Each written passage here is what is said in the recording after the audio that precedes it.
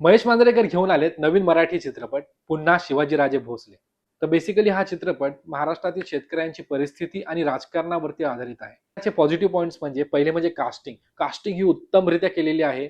प्रत्येक कलाकाराने त्याच्या कॅरेक्टरला पूर्णतः न्याय दिलेला आहे. सर्वात जास्त म्हणजे सिद्धार्थ बोडके यांनी महाराजांची भूमिका अतिशय उत्तमरित्या साकारलेली आहे. कास्टिंगचा प्लस पॉइंट म्हणजे आधी आलेला नाळ2 चित्रपट. नाळ2 चित्रपटामध्ये जे भाऊ-बहीण दाखवले आहेत तेच या चित्रपटामध्ये दाखवलेले आहेत. दुसरं म्हणजे सिनेमॅटोग्राफी. सिनेमॅटोग्राफी अतिशय उत्तमरित्या केलेली आहे. काही-काही सीन्स हे खूप चांगले आहेत.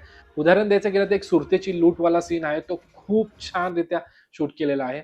तिसरं म्हणजे ॲक्शन. इंटरव्हलच्या आधीचा आणि क्लायमॅक्सचा सीन अतिशय बाप झालेला आहे. महाराजांचं रौद्र रूप मांजरेकरांनी अतिशय चांगल्या रीते दाखवलेलं आहे. होतं म्हणजे कन्सेप्ट आणि डायलॉग रायटिंग. कन्सेप्ट तर खूप चांगली निवडलेली आहे आणि डायलॉग रायटिंग खूप मॅच्युअर्डरित्या लिहिलेली आहे.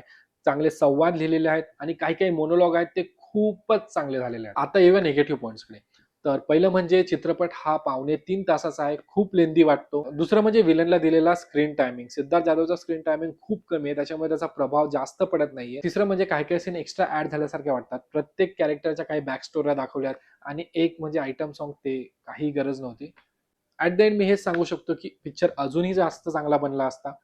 हा वन टाईम वॉच मूव्ही आहे. थिएटरमध्ये नक्की बघू शकता. तुम्हाला गुजबम्प नक्की येतील आणि आवडेल सुद्धा. तर पार्ट 1 हा एव्हरग्रीन मूव्ही आहे. तो आत्ताही टीव्हीला लागला तर आपण पुन्हा बघू शकतो.